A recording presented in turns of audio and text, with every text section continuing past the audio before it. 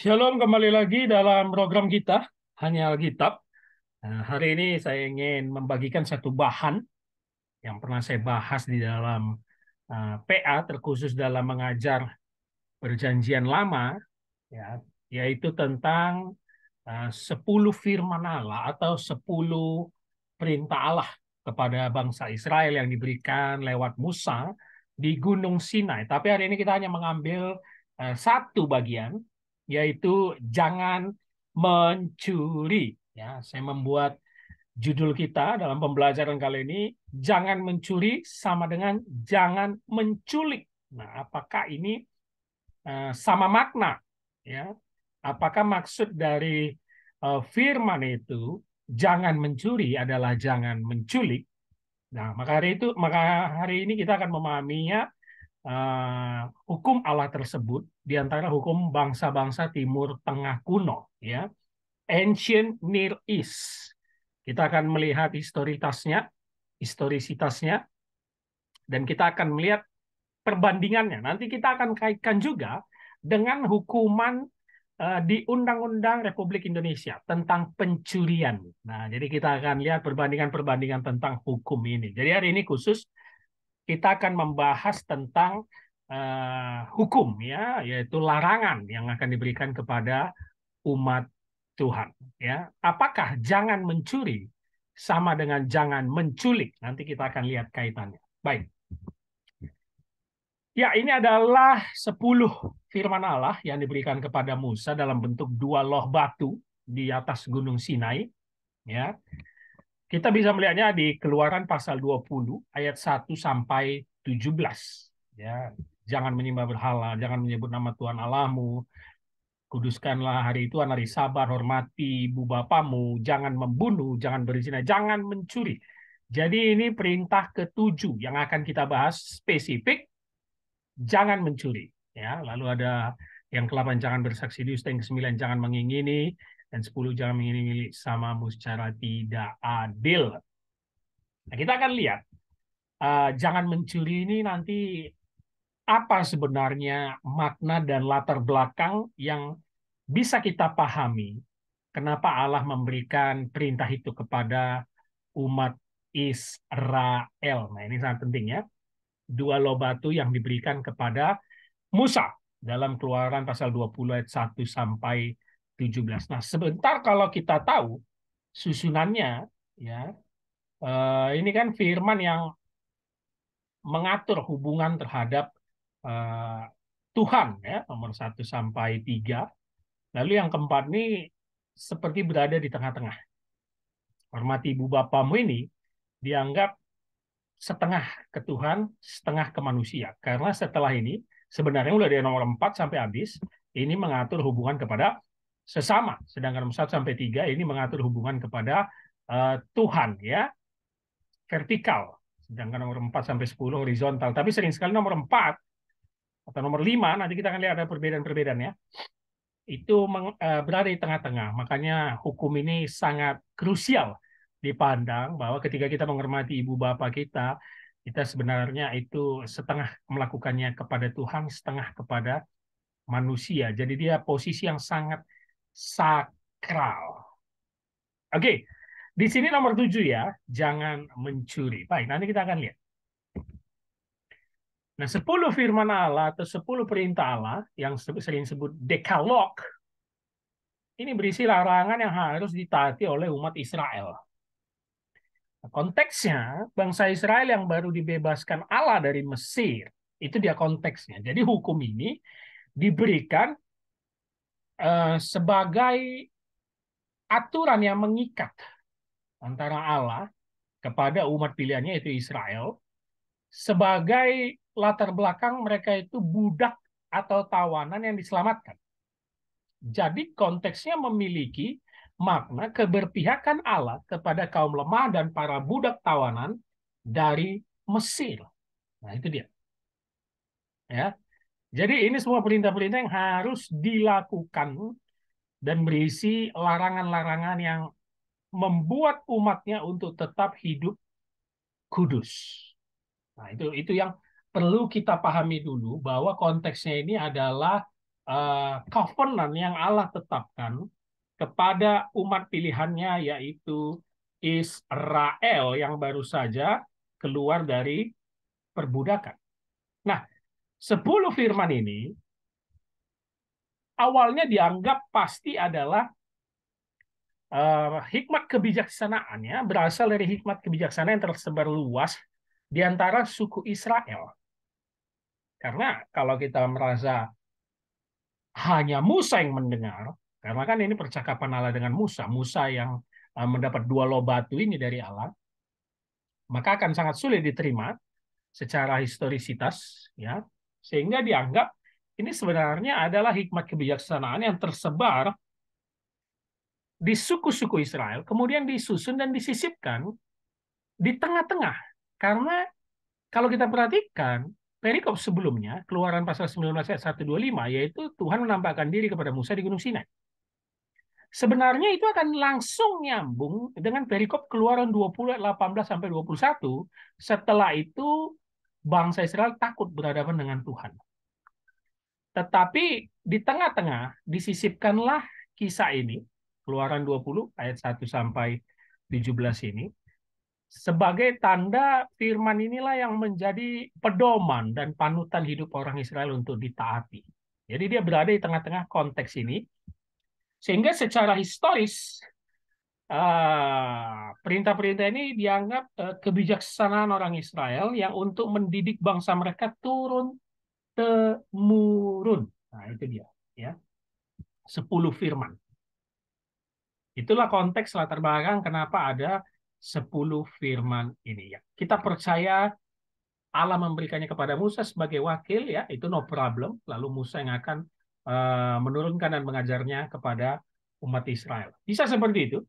Tapi para historian menganggap ini sebenarnya adalah kata-kata hikmat kebijaksanaan yang tersebar di suku Israel kemudian dikumpulkan untuk mendidik seluruh umat Israel turun-temurun. Seperti itu. Baik. Nah, sebelumnya kita harus tahu ada perbedaan di dalam 10 firman ini tentang nomor-nomornya. Nah, Gereja Katolik dan Lutheran itu mengikuti pengelompokan yang diajarkan oleh Santo Agustinus.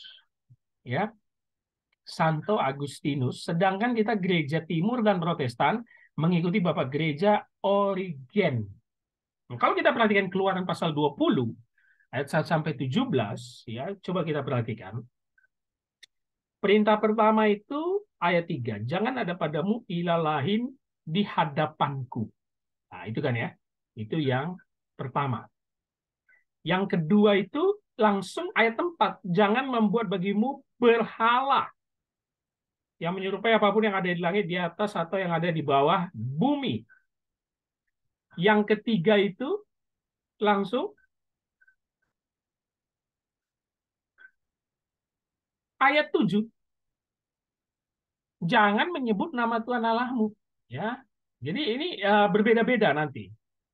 Yang keempat, ingat dan kuduskanlah hari Sabat. Sedangkan yang kelima, barulah hormati ayah ibumu. Yang keenam, jangan membunuh. Yang ketujuh, jangan mencuri. Yang yang ketujuh jangan berzina. Yang ke-8 jangan mencuri. Ya, jadi sebenarnya yang ini tadi ini adalah Katolik. Sedangkan Protestan, jangan mencuri itu masuk nomor 8. Ya, masuk nomor 8 yang Protestan. Jadi ini menjadi perbedaan yang sebenarnya tidak ada masalah. Sorry, di sini berarti salah saya. Dalam Katolik perintah jangan mencuri merupakan perintah nomor 7 sebenarnya, ya. Protestan lah yang 8. Kenapa? Karena dulu kan tidak ada penomoran di dalam Alkitab dan tidak tahu bagaimana membagikan 10 firman Allah ini karena tidak ada nomornya. Jadi para bapak gereja lah yang melakukan penomoran ini. Jadi hanya beda nomor saja dan beda pemahaman teologi saja. Ya, seperti Agustinus yang mewakili Katolik dan Lutheran, ya dia menganggap ada firman yang seharusnya sama satu nomornya, tidak perlu dipisah-pisah. Begitu. Sedangkan Origen memisahnya seperti dengan yang saya sebutkan tadi, sehingga orang Protestan meyakini jangan mencuri adalah perintah ke-8, ya. Jangan mencuri itu adalah perintah ke-8. Sebentar, saya ganti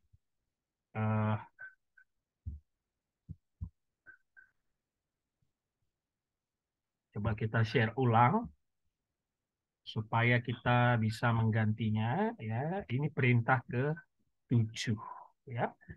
Jadi biar enak ya. Oke, baik. Jadi dalam Katolik perintah jangan mencuri merupakan perintah 7 yang seperti saya tampilkan di awal tadi. Nah, itu perbedaannya saja, tetapi dalam pemahaman teologis dan maknanya tidak ada perbedaan yang mencolok antara Katolik dan juga Protestan. Ya, jadi hanya perbedaan nomor saja yang ditetapkan oleh Bapak Gereja, Agustinus dan Origen. Baik. Nah, sekarang saya ingin membawa kita, sesuai dengan judul di depan, melihat dulu hukum yang beredar di bangsa-bangsa Timur Tengah kuno atau Ancient Near East. Sebelum kita masuk ke nanti hukum Allah ini kepada bangsa Israel. Jadi ada yang lebih tua, bangsa-bangsa yang hadir juga di antara Israel. Ya, sekarang kita lihat. Yang pertama, yang cukup tua namanya hukum Lipit Ishtar. Ya, Laws of Lipit Ishtar. LL kodenya. Hukum dari Sumeria yang diperkirakan 1934 sebelum Masehi. Jadi tua sekali. Ya. Dan soal pencurian ternyata diatur juga di dalam Lipit Ishtar, yaitu LL pasal 9 dan 10. Jika seorang masuki kebun orang lain dan tertangkap melakukan pencurian, maka harus membayar denda 10 shikal perak. Jika menebang pohon di kebun orang lain, maka harus membayar denda 20 sikal perak. Nah, itu dia. Ya. Jadi, dari hukum tertua ini saja, soal pencurian itu sudah diatur. Ya, dan membayar denda. Jika tertangkap melakukan pencurian, ya, 10 sikal perak, ya. Satu sikal itu setengah upah harian seorang buruh, ya, coba nanti kita bisa konversikan ke rupiah, bisa dihitung saja, ya. Dan yang pasti hukuman itu sudah cukup memberatkan pada zaman itu karena ini nominal yang sangat tinggi dan pastinya memberatkan. Nah, ini hukum yang cukup tua sekali, hukum dari Sumeria, ya. Lipit Ishtar ini terkenal sekali di Timur Tengah kuno. Baik, selanjutnya yang paling terkenal di dalam hukum Babel ada dua hukum, ya. Yang pertama namanya hukum Esnuna, Laws of Esnuna, LE kodenya. Ditulis dalam bahasa Akkad dari kota Esnuna, ini 1770 sebelum Masehi. Kalau tadi 1900, jadi lebih tua Lipit Ishtar ya.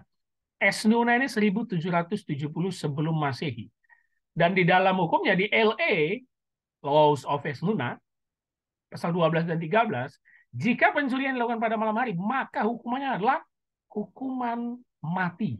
Wah, itu sudah diatur dalam hukum Babel, ya, Babilonia di daerah Mesopotamia semua menganut hukum ini. Jika pencurian dilakukan pada malam hari, maka hukumannya adalah hukuman mati. Dan yang kedua, dari bangsa Babel yang paling terkenal dan hampir selalu menjadi rujukan para ahli untuk melihat hukum-hukum di Alkitab, yaitu Hammurabi. Hukum Hammurabi atau Code of Hammurabi. Kodenya CH. Ya, ini hukum Babel yang sangat terkenal. Hammurabi itu adalah penguasa ke-6 dari dinasti pertama di Babel, sekitar 1750 sebelum Masehi. Hukum ini berlaku di seluruh daerah Mesopotamia yang memiliki 300 hukum. Jadi bayangkan, semua di daerah itu, Timur Tengah kuno itu merujuk kepada Code of Hammurabi. Makanya tadi saya katakan ini hukum yang paling terkenal berlaku pada zaman kuno, ya. Dan kemungkinan besar Israel itu mengadaptasi sebagian dari Code of Hammurabi, ya, lalu mengubahnya dengan konteks masyarakat mereka. Jadi tidak mengadaptasi menjiplak secara 100%, tidak, tetapi meminjam istilah dan hukum-hukumnya lalu dikembangkan sesuai dengan konteks Israel, ya. Nah, dalam Code of Hammurabi pasal 21 dan 22 tentang pencurian, siapapun yang melakukan pencurian atau perampokan dan tidak dapat mengganti rugi sesuai dengan hukum yang ditetapkan, yaitu penggantiannya 10 sampai 30 kali lipat dari yang dicuri, maka akan mendapat hukuman mati. Lagi kita melihat Babel ini selalu semua hukuman mati seperti itu ya.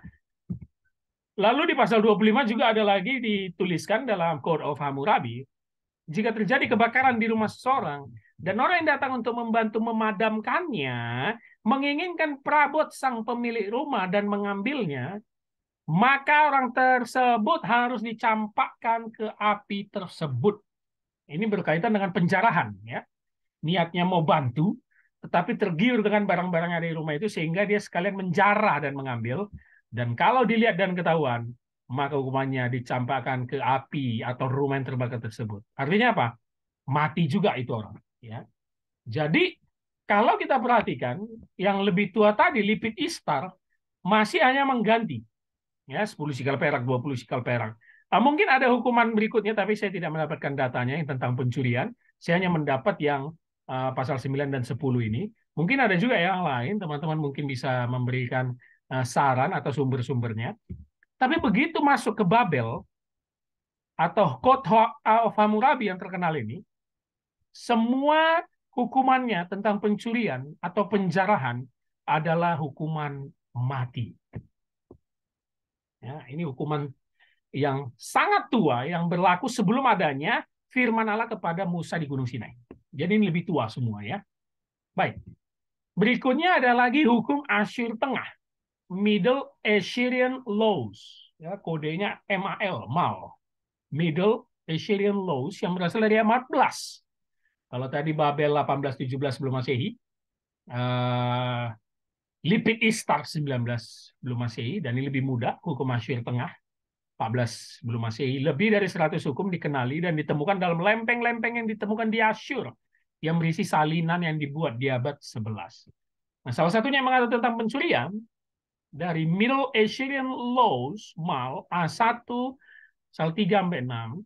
Jika seorang laki-laki entah sakit atau mati dan istrinya mencuri sesuatu dari rumah laki-laki, sorry ini salah tulis, laki-laki itu dan memberikannya kepada orang lain, maka mereka harus membunuh istri laki-laki tersebut dan juga penerima benda curian tersebut. Bayangkan, ya. Jadi ini agak ngeri-ngeri sedap juga ini ya. Masa istri sendiri mengambil hukum barang dari laki-laki tersebut atau suaminya. Sebentar sambil saya perbaiki.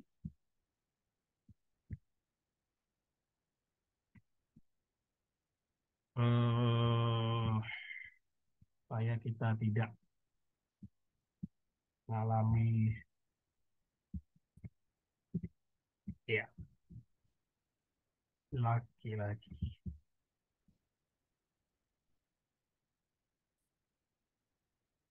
Oke, saya ulangi. Jika seorang laki-laki entah sakit atau mati, ya, dan istrinya, berarti ini kan suaminya ya, mencuri sesuatu dari rumah laki-laki itu dan memberikannya kepada orang lain, maka mereka harus membunuh istri laki-laki tersebut dan juga penerima benda curian. Bayangkan, ketika suaminya sudah sakit atau meninggal, istrinya seperti kita bilanglah menjual barang suaminya atau barang di rumah mereka, maka masyarakat setempat mengetahui ini, istri tersebut harus dibunuh. Dan orang yang membeli dari istri tersebut juga harus dibunuh. Jadi nggak boleh ya. Jadi betul-betul kepemilikan rumah itu 100% untuk sang suami atau laki-laki, sehingga sang istri hanya boleh memilikinya sendiri atau menjaganya. Tidak boleh dijual atau diberikan kepada orang lain. Itu dianggap pencurian. Sehingga semuanya dibunuh. Istrinya juga dibunuh. Yang menerima benda tersebut, walaupun mungkin itu dibelinya ya, juga harus dibunuh. Ini hukum Asyur Tengah. Dan bayangkan, bangsa Asyur ini sangat kejam. Ya, mereka memiliki hukuman yang sangat terkenal, yaitu penyiksaan, ya, seperti hukum yang sangat terkenal pada zaman dulu, mata gigi ganti gigi. Mereka ini terkenal dengan mutilasinya. Ya, orang Asyur itu sangat kejam. Jadi kalau membalaskan dendam, itu orang yang dibalaskan harus sampai dimutilasi, bila perlu digantung di gerbang kota. Ya, dimutilasi, dipotong-potong tangannya, kepalanya, itu adalah kekejaman bangsa Asyur. Ini bangsa yang sangat besar sekali, ya. Sehingga hukumannya itu memang sangat gila pada zaman itu, ya, semena-mena sekali. Baik. Nah, sekarang kita masuk setelah beberapa hukum di bangsa-bangsa Timur Tengah kuno yang lebih tua. Sebenarnya mungkin banyak lagi, tapi saya hanya serta itu, Lipitistar, Enuna, Code of Hammurabi, dan Asyur, ya. Sekarang kita lihat hukum yang lebih muda dari semua itu, yang tentunya bangsanya pun lebih kecil, yaitu bangsa Israel, hukum Allah Israel. Nah, kalau kita perhatikan, dalam Keluaran 20 ayat 1 sampai 17 tadi, terkhususnya di jangan mencuri, tidak ada sanksi yang disertakan. Betul nggak?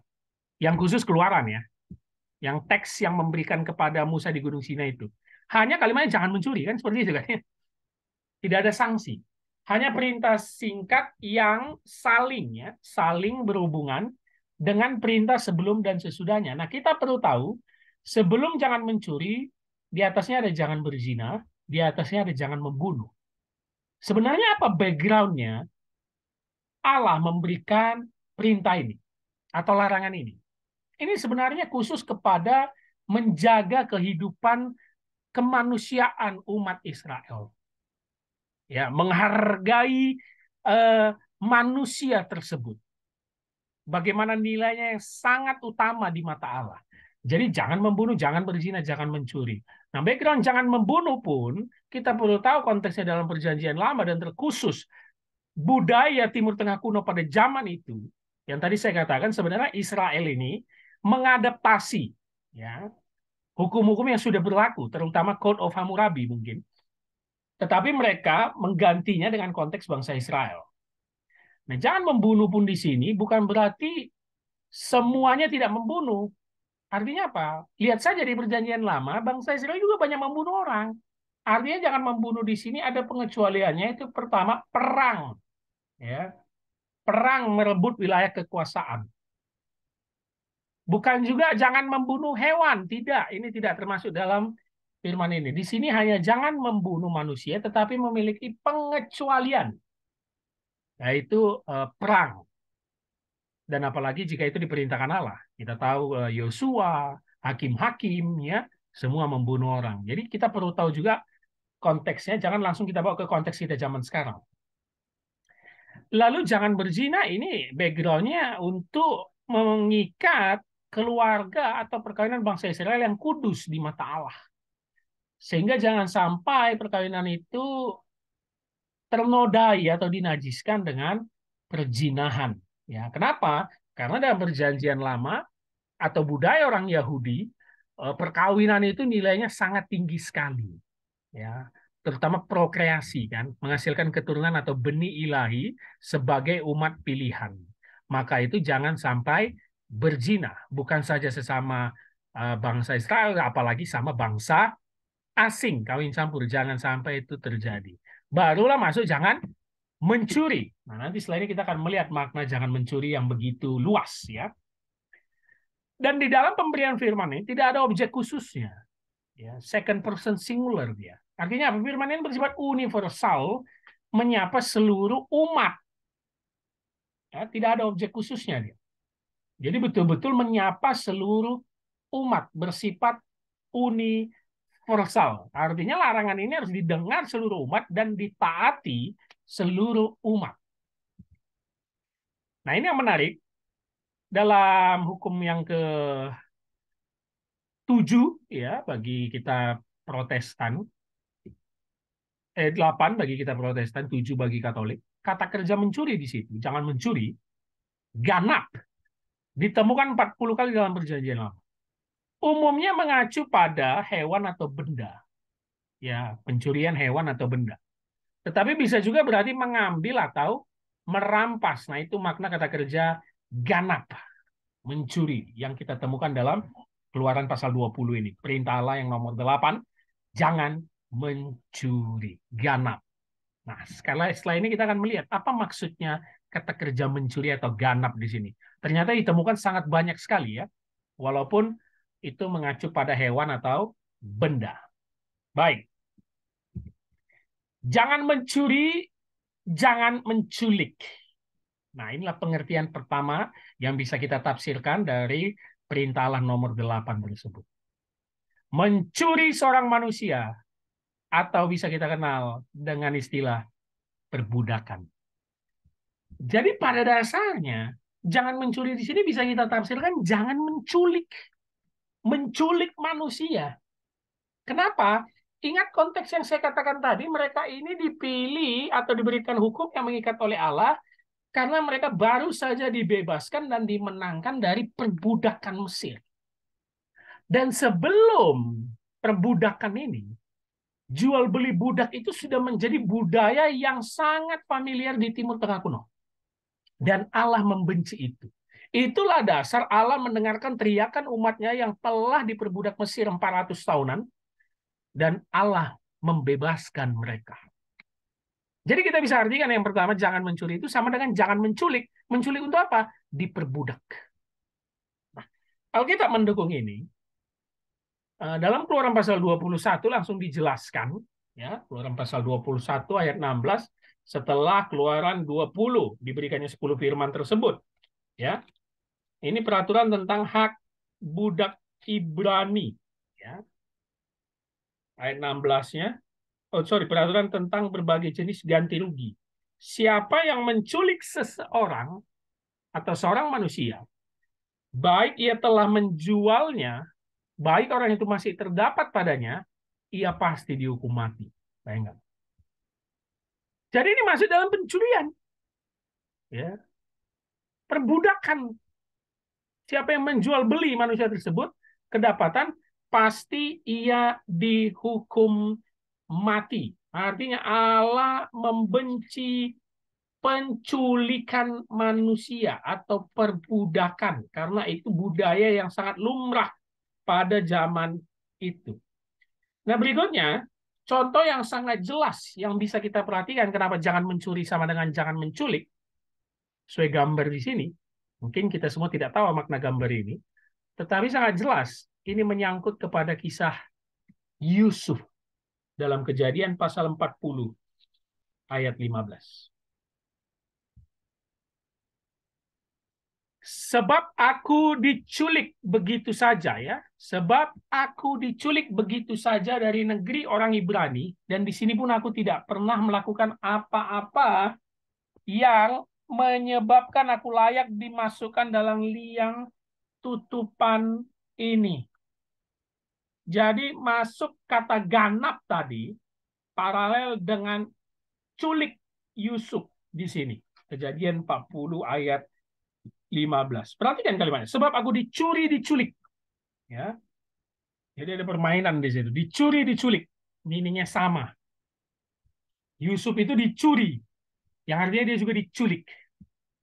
Itu yang dilakukan oleh saudara-saudaranya. Betul ya? Yang akhirnya dibawa dia ke Potifar.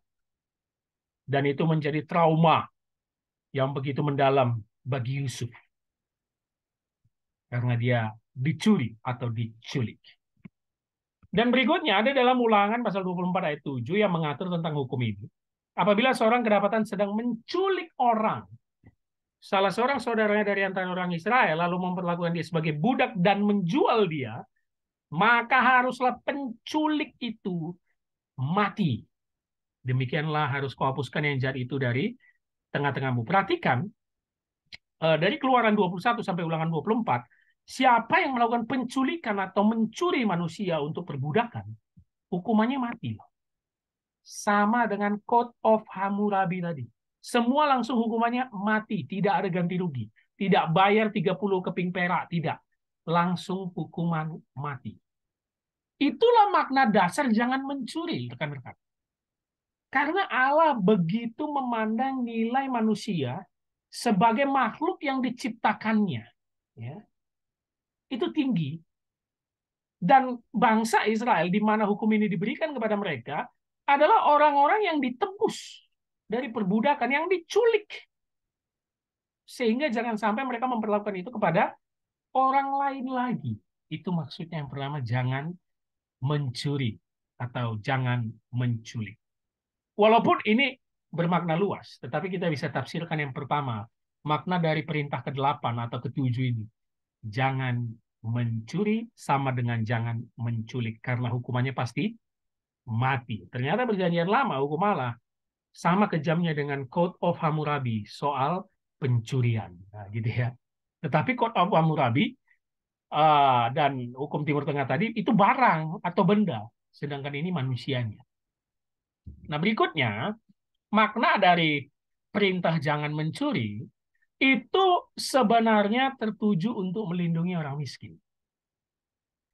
Padahal kalau kasus yang kita perhatikan, terkhusus zaman kita sekarang, biasanya mencuri itu atau merampok itu orang apa? Orang susah kan? Kepepet kan? Biasanya pencuri yang kedapatan merampok rumah, itu ketika ditangkap alasannya apa? Butuh uang, butuh makan, ekonominya sulit. Tetapi itu stigma yang merendahkan orang miskin. Karena sebenarnya di dalam konteks ini dan dalam perintah Allah kepada Musa dan bangsa Israel ini, terlebih melindungi orang miskin, bukan mempersalahkan atau menindas mereka.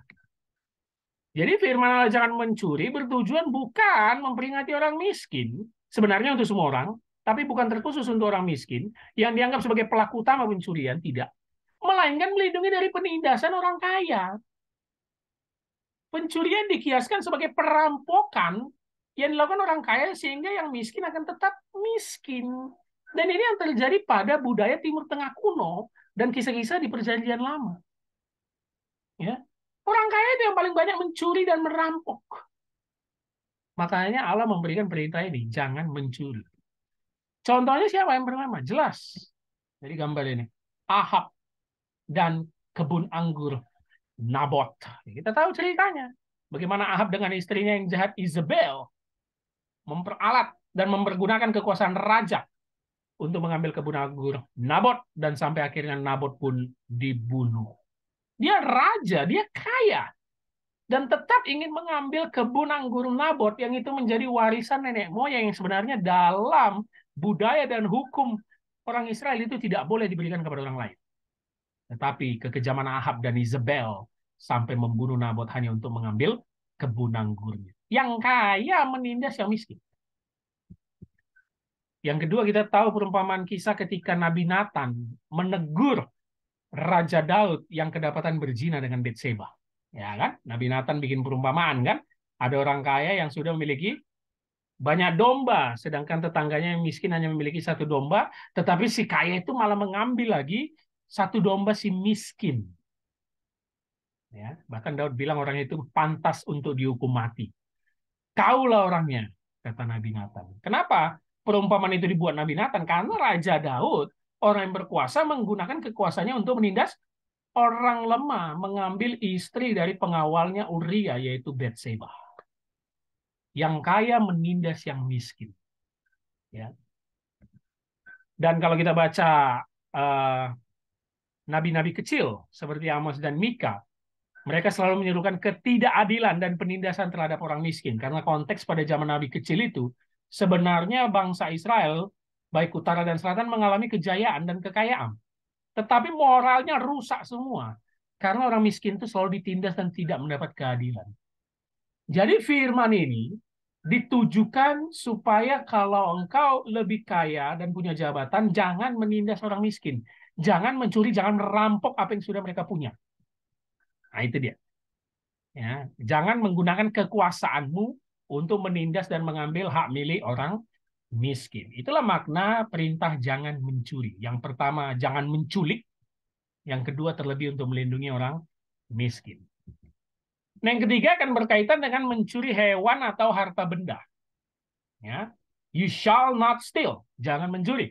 Kita bisa melihat potongannya di dalam perikop firman Tuhan Keluaran pasal 22 ayat 1 sampai 4 yang berkaitan mencuri hewan. Di ayat 1 dikatakan apabila seorang mencuri seekor lembu atau seekor domba dan membantainya atau menjualnya, maka ia harus membayar gantinya. Yaitu gantinya berapa? 5 ekor lembu ganti lembu, diganti 5 kali lipat. Dan 4 ekor domba ganti domba, 4 kali lipat kalau domba. Kalau lembu 5 kali lipat. Nanti kita akan lihat apa tafsiran dari teks ini. Ayat 2, jika seorang pencuri kedapatan waktu membongkar dan ia dipukul orang sehingga mati, maka si pemukul tidak berhutang darah atau tidak bersalah. Ya, jadi perhatikan, kalau pencuri itu membongkar entah itu rumah seorang itu, tapi akhirnya dipukul sampai mati, maka yang mukul atau pemilik rumah tersebut tidak berhutang darah, tidak bersalah, tidak mendapat hukuman. Tapi ayat tiganya perhatikan, jika pembunuhan itu terjadi setelah matahari terbit, artinya sudah pagi, maka ia berhutang darah. Loh, ini aneh ya. Berarti kita tahu ayat 2 ini kapan? Malam, gitu ya. Tapi ketika matahari terbit atau sudah pagi, dia membunuh atau memukul si pencuri tersebut, dia berhutang darah, dia bersalah. Pencuri itu harus membayar ganti kerugiannya. Jika ia orang yang tidak punya, ia harus dijual ganti apa yang dicurinya itu. Makanya kalau pagi, jangan dibunuh. Nah gitu tuh maksudnya ayat 3 nih.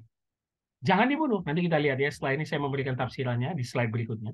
Ayat 4, jika yang dicurinya itu masih terdapat pada dalam keadaan hidup, baik lembu, keledai, atau domba, maka harus membayar ganti kerugian 2 kali lipat. Nah, kalau yang ayat 1, kalau mati, lembu 5 kali lipat, domba 4. Ayat 4, kalau yang dicuri masih hidup, gantinya hanya 2 kali lipat. Ganti rugi, nah berarti kan tadi ayat ini. Kok lembu lebih besar ya, 5 kali lipat dibanding domba 4 kali lipat. Kenapa? Ternyata ganti rugi untuk lembu lebih besar karena dia hewan pekerja. Nah, itu dia.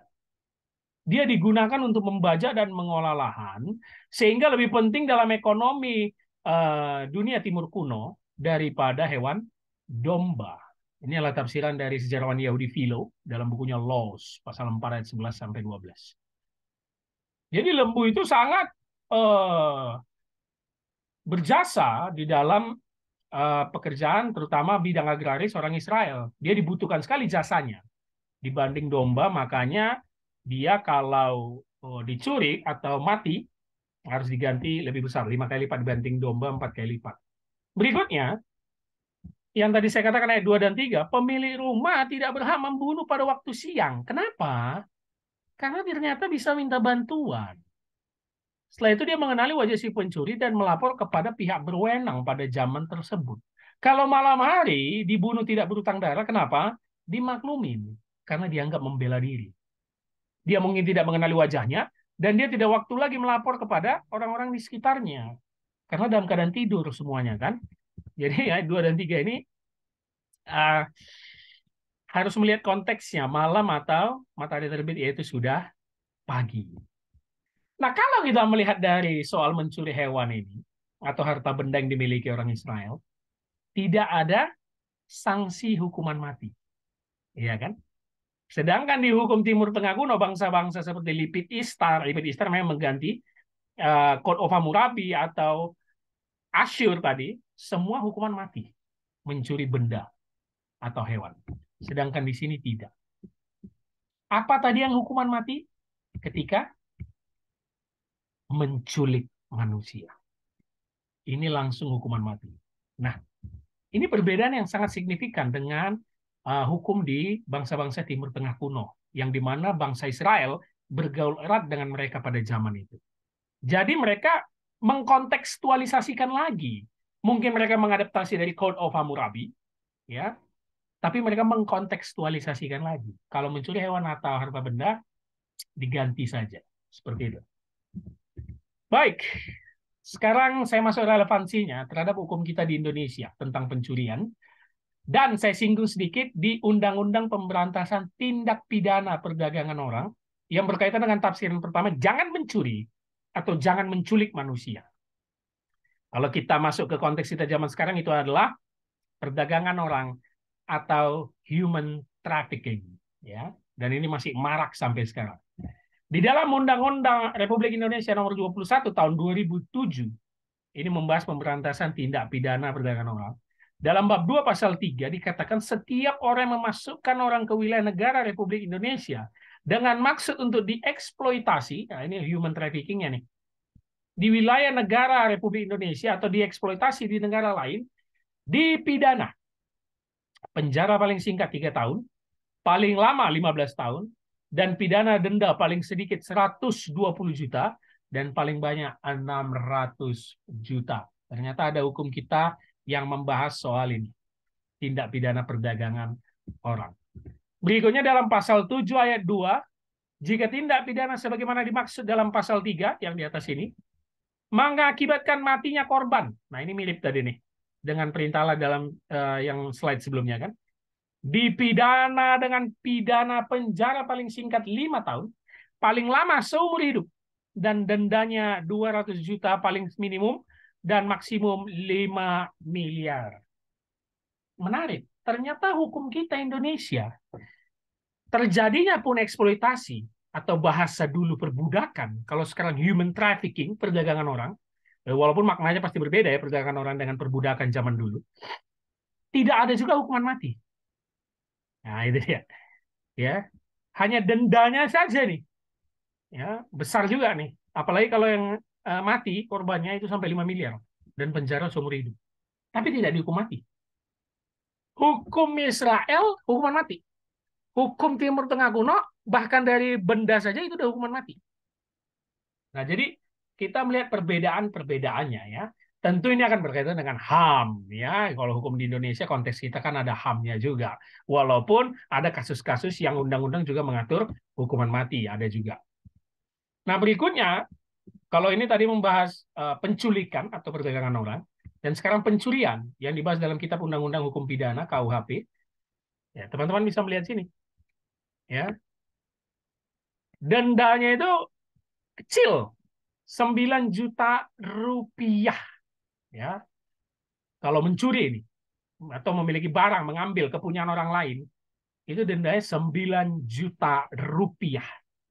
Dipidana, penjaranya 5 tahun. Nah, itu dia kalau pencurian. Berikutnya, itu tadi pasal 362. Kalau pasal 363 KUHP, ayat 1, diancam pidana 7 tahun. Ini kalau apa kasusnya? 1, pencurian ternak. 7 tahun. 2, pencurian pada waktu ada kebakaran, letusan, banjir, gempa, dan segala macam. Ya, kalau terjadi itu misalnya orang-orang akhirnya lari dari rumahnya karena ada bencana alam atau ada kecelakaan, sehingga kita mencuri masuk ke dalam rumah itu, ya kena juga 7 tahun. Yang ketiga, pencurian pada waktu malam dalam sebuah rumah atau pekarangan tertutup yang ada rumahnya. Mencuri, kena juga 7 tahun. Pencurian dilakukan 2 orang atau lebih. Pencurian yang untuk masuk ke tempat melakukan kejahatan atau sampai pada barang yang diambil. Merusak, memotong, memanjat. Ini dianggap pencurian, kena pasal 36 KUHP 7 tahun.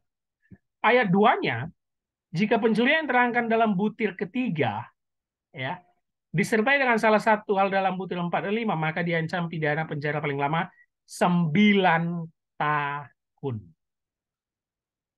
Nah, ini dia.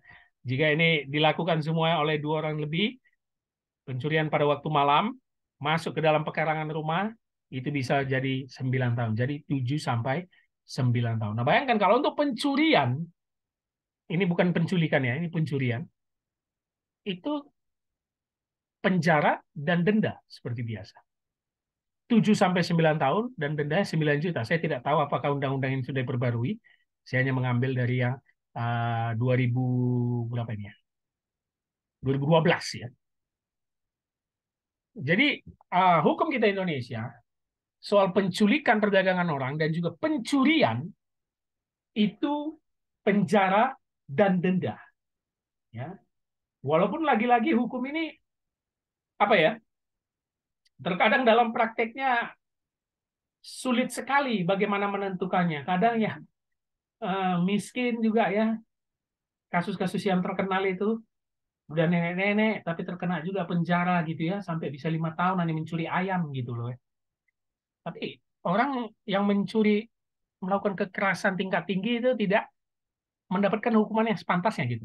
Nah, tapi sering sekali juga orang bilangnya gini, nenek-nenek dicuri ayamnya 5 tahun di penjara gitu kan ya. Padahal nenek-nenek itu pengen makan ayam karena dia miskin. Koruptor yang mencuri miliaran uang negara hanya di penjara segini gitu. Sebenarnya kan undang-undangnya beda ya. Nah, nanti tindak pidana korupsi juga ada lagi undang-undangnya. Jadi ini khusus yang untuk pencurian, sedangkan yang ini tadi perdagangan manusia penculikan ya. Seperti saya katakan walaupun ini tidak sama konteksnya perbudakan dengan perdagangan orang, Tetapi ini bisa kita kaitkan relevansinya. Nah, jadi itu hukum di Indonesia, ya, yang diatur dalam pasal 362, pasal 363 KUHP ayat 1 dan 2. Sedangkan untuk penculikan atau pemberantasan tindak pidana itulah Undang-Undang RI nomor 21 tahun 2007. Baik, itulah perbandingan-perbandingan yang bisa kita lihat dari hukum-hukum bangsa Timur Tengah kuno, Ancient Near East, hukum Allah, umat Israel, dan tadi di Indonesia. Apa pesan teologis yang bisa kita ambil dari pembelajaran kali ini? Yang pertama, kita harus menghargai jati diri manusia. Ya, perhatikan tadi hukum Allah kepada bangsa Israel kalau menganut penculikan itu harus hukuman mati. Karena Allah menjunjung tinggi nilai manusia sebagai manusia yang tidak boleh diperbudak lagi. Tidak boleh mengalami penjajahan. Ya, makanya juga bangsa kita lepas dari penjajahan karena itu menyiksa sekali, membuat tidak ada nilai di dalam hidup manusia tersebut. Jadi yang pertama kita harus menghargai jati diri manusia. Stop dan berantas human trafficking. Tidak ada lagi perbudakan. Nah, itu dia. Tidak ada lagi perbudakan. Allah sudah membebaskan kita. Allah membebaskan bangsa Israel dari perbudakan Mesir. Allah melalui anaknya yang tunggal Tuhan Yesus Kristus membebaskan kita dari perbudakan dosa. Jangan lagi mau diperbudak. Yang kedua, jangan ada penindasan dan ketidakadilan. Nah, ini yang bisa kita ambil. Dari poin jangan mencuri. Jangan sampai kaya semakin kaya, miskin semakin miskin. Sistem kapitalis ya. Kaya semakin kaya, miskin semakin miskin. Orang kaya merebut lahan dan tanah orang miskin. Menggusur lahan dan tanah orang miskin. Masih terjadi kasusnya, bahkan di konteks kita bangsa Indonesia. Selalu orang kaya mengalami penindasan. Mencuri yang bukan menjadi haknya. Jangan lagi itu terjadi. Kenapa? Karena poin ketiga, makna teologis yang bisa kita ambil dari pesan jangan mencuri yang Allah berikan. Harta itu miliknya, semuanya milik Allah. Nah ini penting rekan-rekan. Karena di dalam konteks bangsa Israel perjanjian lama, mereka memiliki semuanya itu dari Allah. Bahkan tanah kan, yang dijanjikan, tanah Kanaan, itu Allah yang memberikan. Walaupun akhirnya mereka mengolahnya dan mengembangkannya. Semuanya milik Allah, maka dari itu harus berbagi. Jadi di balik pesan jangan mencuri, intinya itu apa? Berbagi agar tercipta keadilan sosial. Nah, mungkin selama ini kita tidak pernah berbagi dan mungkin yang kaya akan terus menindas yang miskin sehingga terjadi ketidakadilan sosial, ya. Jadi harus berbagi, bukan memperkaya diri. Berbagi. Jangan sampai yang kaya malah merampok dan mencuri yang bukan menjadi haknya, apalagi menindas si miskin. Sehingga tidak tercipta keadilan sosial. Ingat, semua yang kita punya, itu Allah yang berikan. Ya. Allah yang berikan. Orang Israel tidak memiliki hak apapun, karena Allah yang memberikan semuanya. Dilepaskan dari perbudakan, disertai dan dibawa ke tanah perjanjian. Semua Allah yang berikan kepada mereka. Maka itu Allah sangat membenci orang yang menindas dan melakukan pencurian. Karena dialah yang memiliki harta semua. Yang keempat, yang perlu kita kontekstualisasikan untuk zaman kita juga sekarang, praktik hukum itu harus adil. Ya. Praktik hukum harus adil. Kenapa? 10 firman Allah lebih adil dan manusiawi dari hukum-hukum bangsa Timur Tengah kuno pada zaman itu. Kita langsung tadi melihat perbedaannya. Ketika hukum-hukum seperti Lipit Ishtar, Code of Hammurabi, Laws of Esnunna, hukum bangsa Asyur, Middle Assyrian Law, itu selalu pencurian apapun, kalau nggak diganti berpuluh-puluh kali lipat, ya itu hukuman mati paling sering. Tetapi tadi kita lihat, setelah dikontekstualisasikan di bangsa Israel, tidak. Kalau pencurian harta ini ganti 5 kali lipat. Dan lebih kecil. Lihat, angkanya lebih kecil. Dibanding Lipit Ishtar dan Code of Hammurabi yang langsung hukuman mati. Ya, lebih kecil. Nah, ini yang perlu kita lihat. Ya, jadi firman Allah itu, hukum yang diberikan Allah kepada umatnya Israel itu betul-betul meringankan atau lebih ringan dari hukum-hukum bangsa yang di sekitar mereka, yang lebih kejam. Apalagi tadi saya katakan seperti bangsa Asyur kan, yang mata ganti mata, gigi ganti gigi, sampai mutilasi orangnya, balas dendam. Artinya apa? Praktik hukum harus adil dong. Masa mencuri benda dihukum mati? Nah gitu. Jadi keadilan diciptakan oleh Allah kepada umat pilihannya bangsa Israel. Begitu juga lah praktiknya di hukum kita Indonesia. Adil dong. Jangan sampai kita melihatnya secara rata gitu ya. Tumpul ke atas, tajam ke bawah. Dan ini masih sering terjadi dalam Indonesia ya. Tapi saya kira percaya hukum di Indonesia akan semakin maju. Ya, hakim juga harus bertindak dengan uh, perasaannya, menimbang dengan perasaan di akhir-akhir setelah semua tuntutan hukum dipenuhi. Praktik hukum itu harus adil. Dan Allah menunjukkan itu dalam 10 firman-Nya kepada Musa dan bangsa Israel. Ada keadilan di tengah hukum bangsa-bangsa di sekitar mereka, baik itu Babel, Mesir, dan lain-lain yang selalu kelihatannya kejam dan tidak menghargai manusia. Itulah pesan yang bisa kita lihat, teman-teman. Kiranya pesan teologis ini bisa membawa kita mengenal firman ini lebih dalam ya. Ya, ini adalah referensi yang saya pakai buku-buku dalam membahas pembelajaran kita kali ini, terutama untuk membahas Ancient Near East. Teman-teman harus membaca ini. Ini dari PDF juga sudah banyak. Ya, PDF Drive cari saja. Anet Ancient Near Eastern Text yang sangat terkenal James Pritchard. Di dalam Old Testament beliau ini ahli sekali ya, terutama dalam Ancient Near East. Buku yang terbaru, David Becker, Sarjana Perjanjian Lama, Kekayaan dan Kemiskinan, Menelusuri Keadilan Sosial Menurut Hukum Perjanjian Lama. Saya memiliki buku ini, bisa dipakai, dan hampir sebagian saya pakai dari sini untuk melihat hukum-hukum Perjanjian Lama. Lalu tafsiran tentang jangan mencuri bisa dilihat dari terbitan Lembaga Biblika Indonesia, Misteri Ular Tembaga, tulisan Jarod Hadianto, Mengenal Kitab Taurat dan Merenungkannya. Dan teman-teman bisa mencari lagi dari sumber-sumber lainnya. Baik, inilah pembelajaran kita kali ini. Kiranya pembelajaran kali ini menambah referensi kita untuk memahami background latar belakang 10 firman Allah kepada bangsa Israel. Dan hari ini kita belajar satu firman, jangan mencuri, do not steal. Mari kita share firman ini, pembelajaran ini, kepada banyak orang. Dukung terus program kita YouTube Hanya Alkitab untuk terus mengupas, menggali firman Tuhan dari berbagai perspektif. Sampai bertemu lagi, Shalom, Tuhan Yesus memberkati.